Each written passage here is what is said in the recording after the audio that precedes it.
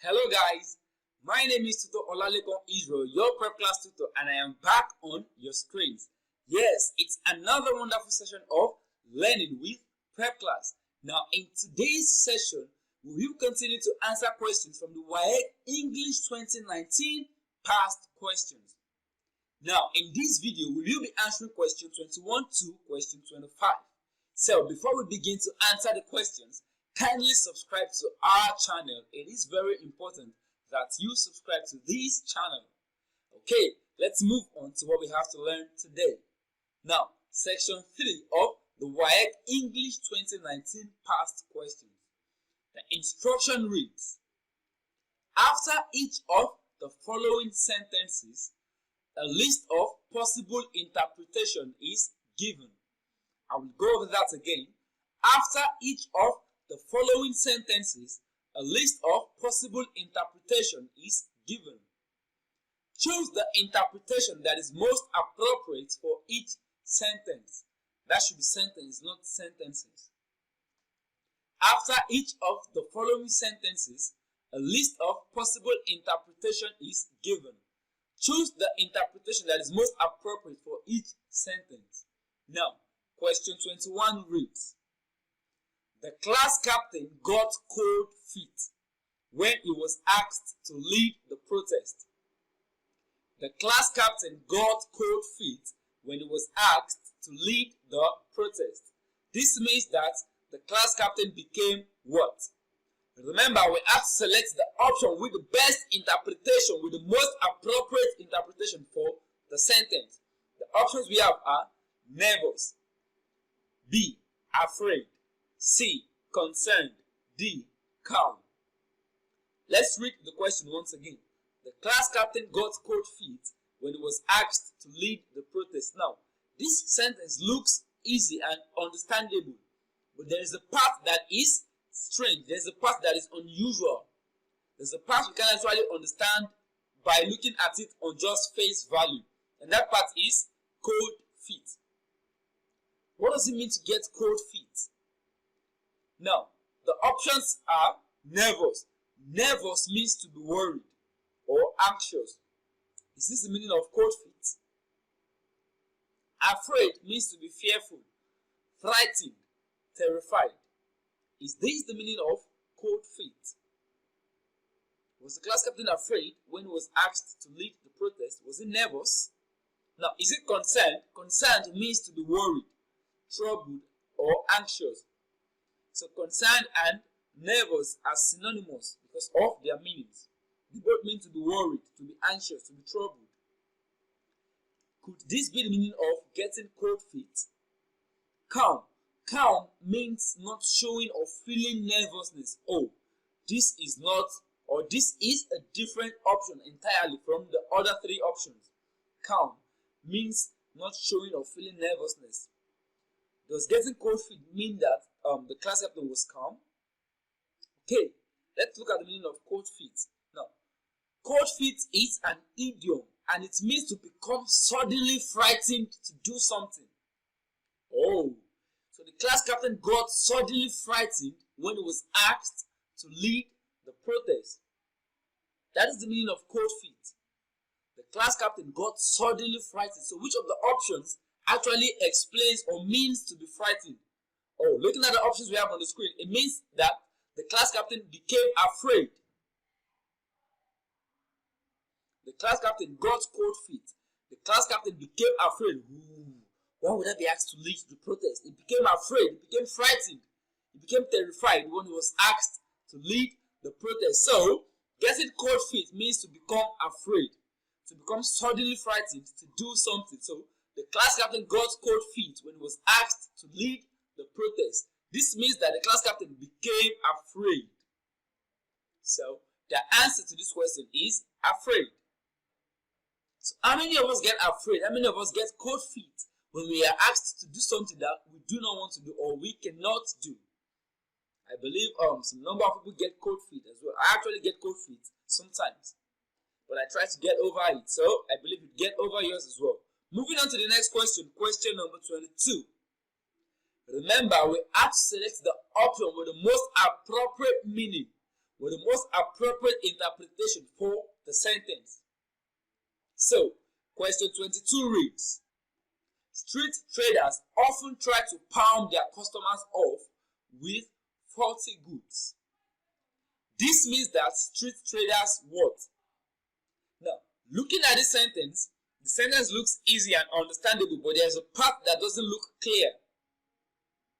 And that part seems to be where we have tried to palm their customers off. What does it mean to palm people off? To palm customers off? What does it mean? Is it A, trick customers into buying faulty goods? B, is it assist customers in choosing perfect items? C, is it ask for a lot of money for faulty goods? D, does it mean the traders are ready to swap faulty items for good ones? So what does it mean to palm off? Now, so to palm off means to dispose of by trickery or guile. So which of these options actually mean disposing of items by trickery or guile? Let's look at the options now. The first option is trick customers into buying faulty goods. The second option is assist customers in choosing perfect items. The third option is ask for a lot of money for faulty goods. The third option is are ready to swap faulty items for good ones. I think the answer is trick customers into buying faulty goods, because by palming up, they are disposing of the faulty goods by trickery. Hey, this good is this item you want to buy is very wonderful. It's durable. It lasts long. Meanwhile, the items are faulty. So street traders often try to palm their customers off with faulty goods. They often try to dispose faulty goods to their customers by trickery and guile. They trick customers to buy faulty goods. They try to palm faulty goods off. They try to dispose faulty goods by trickery or guile. So street traders often try to palm their customers off with faulty goods. It means that they trick customers into buying faulty goods. As you are always advised to not buy things in traffic, because those street traders will just palm you off with faulty goods. They will trick you into buying faulty goods and you can't actually get to see them again. Even when you see them, they will deny selling the goods to you. So this is true. Street traders often try to palm their customers off with faulty goods. So this means that street traders trick customers into buying faulty goods. Moving on to the next question, question number 23. Remember, we have to select the option with the most appropriate interpretation for the sentence. Question 23 reads, he has broken new grounds in cancer treatment with his drug. There should be an S after grounds there. He has broken new grounds in cancer treatment with his drug. This means that he has dash A, been highly acclaimed. B, introduced a new method in cancer treatment. C, solve all cancer problems. D, thought of a new drug for cancer treatment. So what does it mean to break new grounds? I think this is the unusual word. This is the unclear part in the sentence. He has broken new ground. Did he take a hammer or an axe to break new grounds? New places he has not broken before. Did he take an hammer? What does it mean to break new grounds? Now, to break new grounds is an idiomatic expression, and it means to do something innovative. It means to do something innovative. It is regarded as an advance or of positive benefit. So to do something innovative. So which of these options means to do something innovative? Is it being highly acclaimed? Is it introduced a new method in cancer treatment? Is it solve all cancer problems? Is it thought of a new drug for cancer? The answer is introduce a new method in cancer treatment, because when you introduce something new to end a problem, it means you've done something innovative. You've advanced. You've done something that is of advance, something of positive benefit. So the answer to this question is it means he introduced a new method in cancer treatment. Now, thought of a new drug for cancer treatment is not innovative. When you just think of it, you've not solved any problem. It is when you bring it out to the public, when it becomes open to public use. That is when you've actually broken new grounds. You've introduced a new method in cancer treatment. The doctor has introduced a new method in cancer treatment. He has broken new grounds. New method has been introduced. So the answer to this question is option B. He has broken new grounds in cancer treatment with his drug. This means that he has introduced a new method in cancer treatment. So, moving on to the next question, question number 24. Remember, we have to select the option with the most appropriate interpretation for the sentence. Question 24 reads, the principal stood at ground even when the students revolted. This means that the principal A maintained a position, B remained standing, C refused to listen, D condemned the protesters. The principal stood her ground. Does it mean she remained standing? She stood her ground. She stood on the ground. Is that the meaning of standing your ground? So let's look at what it means to stand one's ground. Now, to stand one's ground is an idiomatic expression and it means to stand firm, to insist. So which of these options means to insist? Let's look at the options again. Maintain a position, remain standing, refused to listen, condemned the protesters. Now, the answer to this question is the principal maintained a position. The principal stood her ground even when the students revolted. She maintained her position. This is how we are going to go about this thing and it won't change. That is a position. So it does not mean she remained standing. Refused to listen.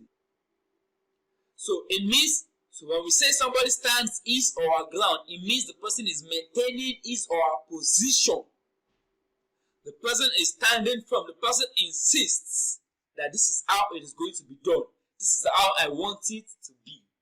So the principal stood her ground even when the students revolted. She maintained her position. The students were revolting. We don't want this, we don't want that, but the principal stood her ground.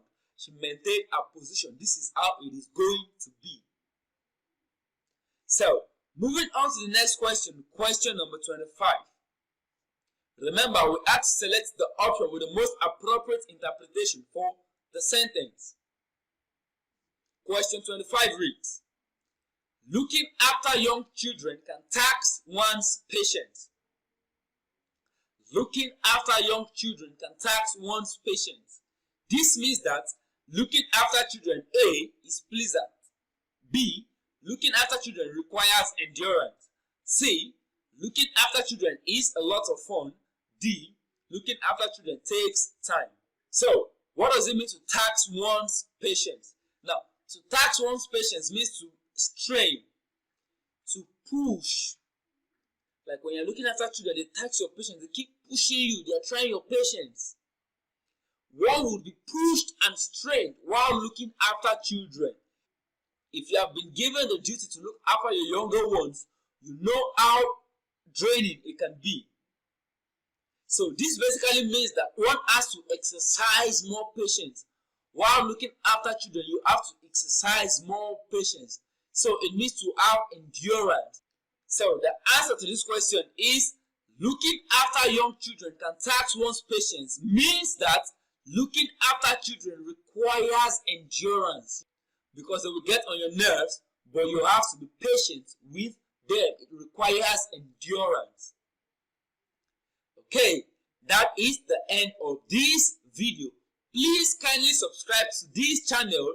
Do not forget to like and comment. Thank you for your time. Enjoy the rest of your day.